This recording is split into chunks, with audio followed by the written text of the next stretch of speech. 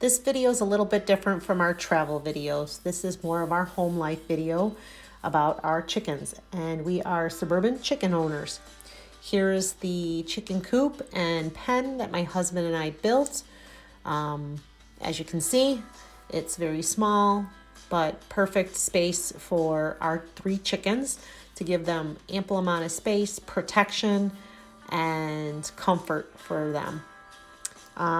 We've had now our chickens for 3 years. We raised them from baby chicks. They were about 1 to 2 weeks old when we bought them at a farm and fleet store. We brought them home, put them in a little Rubbermaid container, had a little heat lamp, had all the bedding in there, the little starter kit, and us as a family, we would just kind of sit. We had our little lawn chairs and just watch them. From April on till about September, they started really going out on their own. Their coop is right next to my garden, which is nice and convenient. So I like to let them free range. As you can see, the double doors makes that convenient. My husband did an excellent job in creating this coop. We found the plans on the internet and altered them slightly, but it was a little bit of a project, but we love our chickens. We're so proud that we've had them for 3 years. This plan was very easy for us to clean, as you see. It's nice at the height that we have it to the waist. I just kind of make these little doors so I can just scoop all of the bedding out. We tried to keep it natural with their perch, so a nice branch to kind of be good for their claws or whatever, their feet. We've hung the heated waterer in here for in the winter. We just leave it unplugged. I put adhesive tile to make it nice and easy to be able to scoop out the bedding. Easy to clean. Honestly, I really think chickens are very low maintenance animals. They pretty much take care of themselves. There's not much we do to them.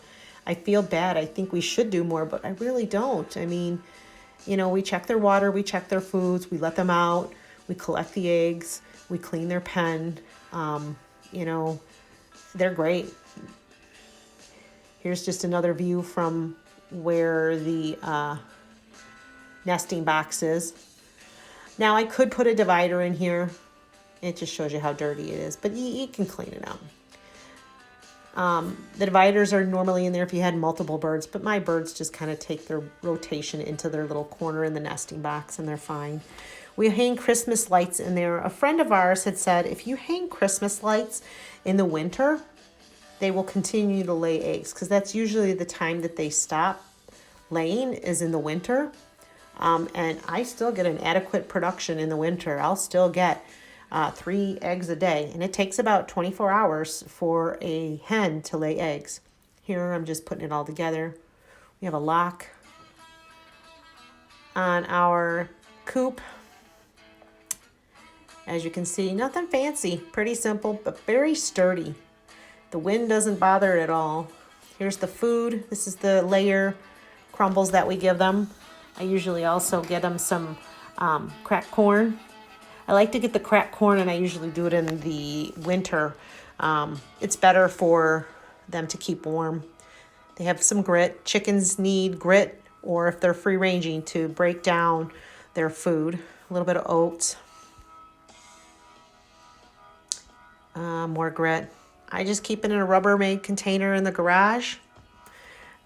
I think it's $5 for the bedding. Food is usually like $10, lasts for a couple of months.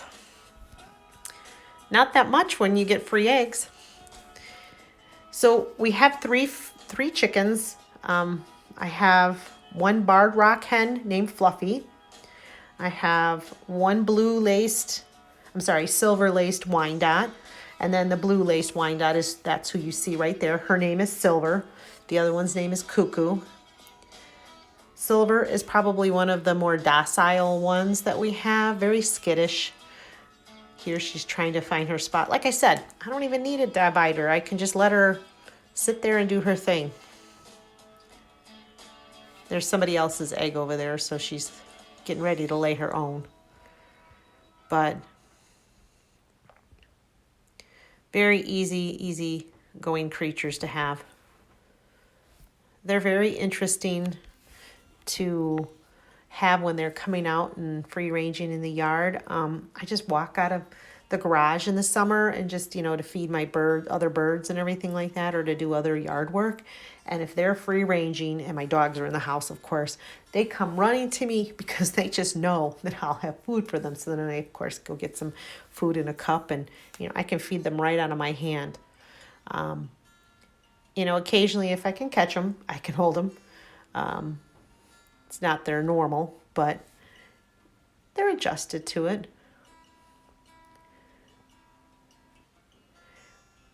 They'll respond to me when I'm outside and they free range. I'll just usually just shake the container, and they'll come back to me. My neighbors find it kind of interesting to watch all the birds go into their yard and feed on the grubs and all the other insects. Neighbor has young kids, 2 little girls, and they absolutely adore the little chickens. I've enjoyed being a chicken owner. I would definitely, if I were able to move into a more open space, which you'll see later on in our further videos, we did purchase property in Kentucky, so maybe at some point I'll get more chickens, but I can see myself having more chickens. In the winter, they're not that hard to take care of either. I do have a heater for them. We do have a heat lamp that we would use if it got usually below 10 degrees.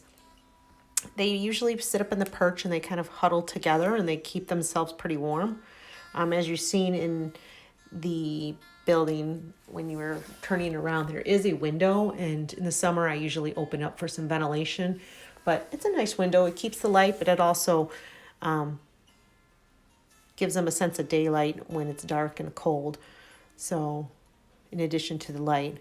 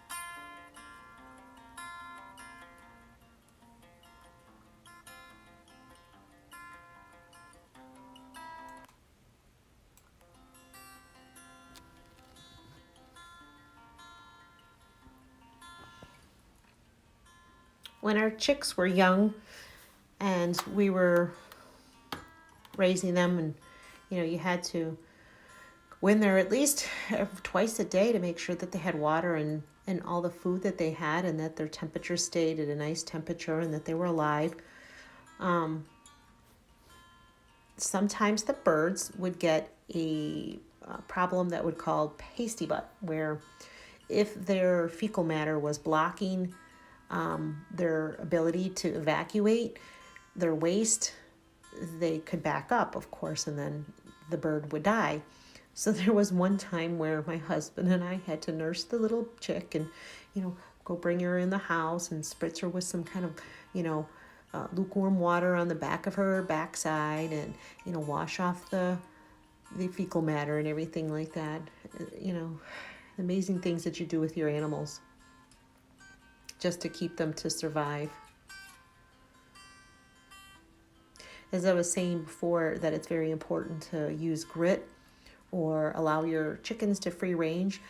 This is so their croup, which is a little area that helps them digest their food, doesn't get full, and that can cause them issues too. You can usually feel it in their breast area.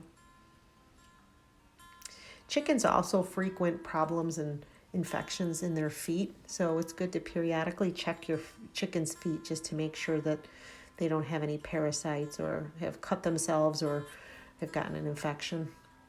I personally put in my chicken's water a little bit of apple cider vinegar just to kind of help with their acidity in their water, just to keep away some bacteria.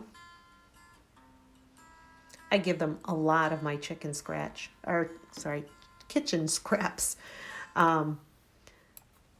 Just because, I don't know, I have all of that available to them, and they love cucumbers. I could take a cucumber and stick it right through their pen and they'll peck at it. They like tomatoes. They pretty much like most vegetables. They like herbs too. They love dill. So when I grow dill, they go mad over that. And it's nice. It's, it flavors your eggs. Not much, but at least it makes you feel like you're getting nice, healthy eggs. And for us, since I get 3 chickens, or I have 3 eggs every day, so for 7 days, I have 21. I go through pretty much almost 2 dozen when they're fully laying. They will go through periods of slowing down when they are molting. But this is an example, as we've watched probably 10 minutes of this chicken, Silver, trying to lay an egg, is an example of what the chicken goes through in order to lay an egg. As you see, she's got her mouth open. She's panting right there. They don't sweat. This is their way of sweating, is doing this little panting. So it is not an easy effort to pass through an egg. So all that hard work is not so easy. As you eat your scrambled eggs and hard-boiled eggs, realize this little guy had to push it out and work really hard, and we're only getting a glimpse of like maybe 10 minutes of her hard work. And her body has to go through this within 24 hours. This is the last part of it. She's not happy that we're watching either, so I may have to stop. I wanted to try to get her in action, but I don't know if that's going to happen.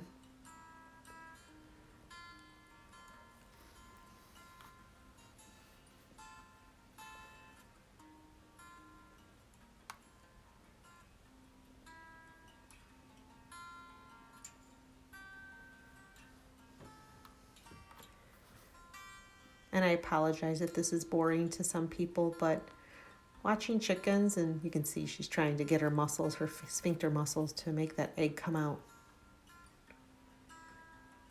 Now it's a totally different sphincter muscle that she uses when she poops. That one is not so difficult for her. She just does a little tap of her tail or her back wing, and out it goes. But this is a lot of work on her end.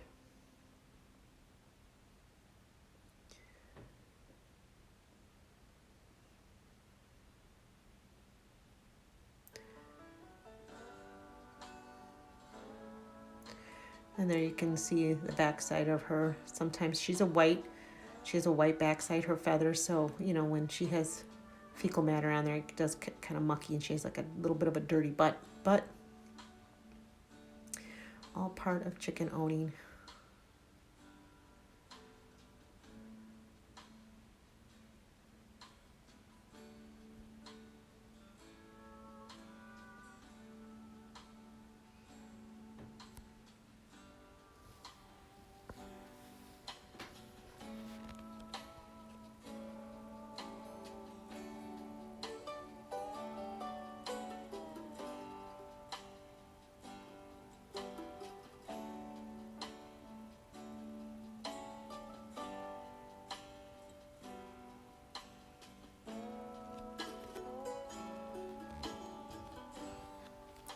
Now the overall cost for this coop was probably under $350 for the entire thing. It is not cemented in the ground, but it is with some solid wood products.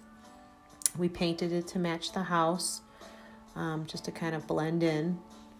It's very convenient for our lifestyle. It works for us. I want to say the plan was by SSL Dad.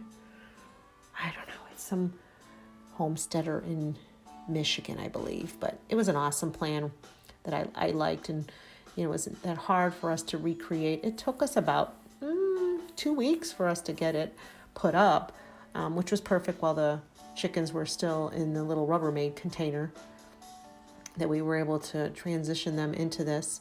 We didn't want to put them in it too soon. I think we moved them in. Let's see. I want to say we had them in April. We moved them in probably in July. Maybe June, July. Just because they were too small to be in there by themselves at first. I mean, I probably could have let them in, but maybe I was just a nervous Nelly. But at some point, they were just too big for the little Rubbermaid container when their heads were reaching the top of the screen, and it was just not, you know, more risk for them to get out of the Rubbermaid container and be running over and running amok in my garage. It was time to move them in. But I just wanted to make sure that we were making sure that they were safe from predators. You know, I have coyotes, I have dogs, and, you know, we have lots of hawks. So keeping them safe was probably the biggest thing. And they're such smart, adaptable animals. They sure watch out for those hawks when they're out and free ranging in my yard. They go the entire yard, and they'll go over there, and they'll go to my neighbors, and they'll go in hers. And I'm so sorry. I didn't know how long this video was really of Silver trying to lay an egg. It feels like it's excruciating long. Well, next time I'll have to fast forward this. My videography is not the best at this point. Even though I've made 30 videos, I'm still an amateur. Oh, I see a little poop mark on the wall. That happens. Well, that's what they say. Well, now she's in a nice, comfortable spot. Won't be long. She'll move around.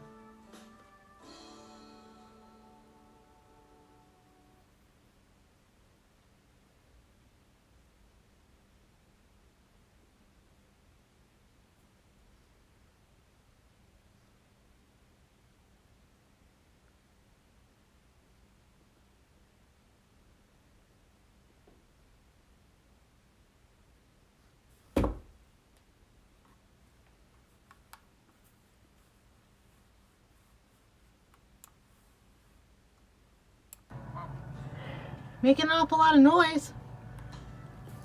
Okay, there she's had about enough of me. So she's getting a little aggravated. Did you make it? She wants me to leave. Did you do it? She says, this is enough. Get it out yet? Stop watching me so closely. I didn't lay an egg. I'm not gonna lay an egg. You're making me shy. Here. The answer is no. Trying to take a peek. Is there an egg from her? Well, what are you And gonna that would do? be a big fat no. You need to get that thing out.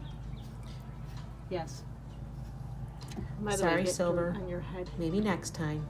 Just so you Didn't know. mean to interrupt In case you. didn't know, you do know. Go about your business. Ain't nothing coming out here With a dirty butt.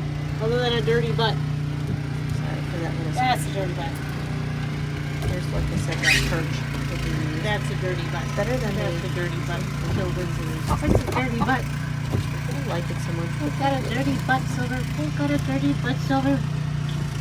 Who got a dirty butt, Silver? What? I got nothing here? No, Silver, you're... Jesus. Okay, He bye, said, "Enough of Silver. this. I'm out of here. I'm done. You're out. Later." Come on, guys.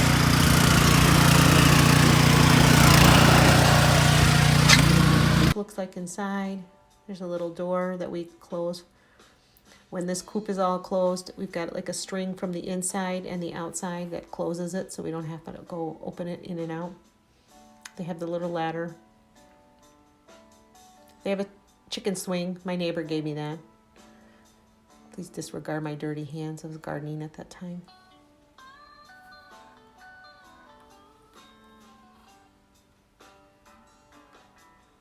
But there's our coop and our chickens. And I hope you enjoyed this video. It was a little different than my normal ones. But this is our life in the summer. There they go. There's my husband in the background trying to gather the chickens. This preparing our garden. And that's another video about our garden. I hope you enjoy it. And pretty soon you'll see Silver just doing her thing and moving on.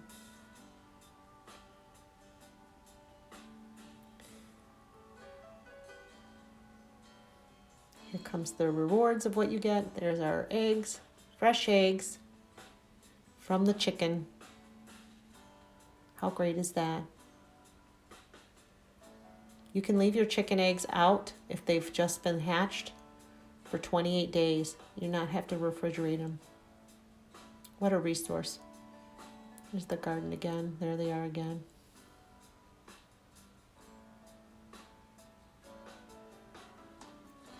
Here's Silver, all by her lonesome, while the other two are in, and he's tilling. I finally got this up. This was from the spring. That's how old this video is. So I apologize. If you ever get a chance to have chickens, take the risk, enjoy it. You can do it in a suburb if your suburb allows. Check into your county and city requirements. Maybe you can't have a rooster, but you can definitely have hens. They're pretty easy to take care of.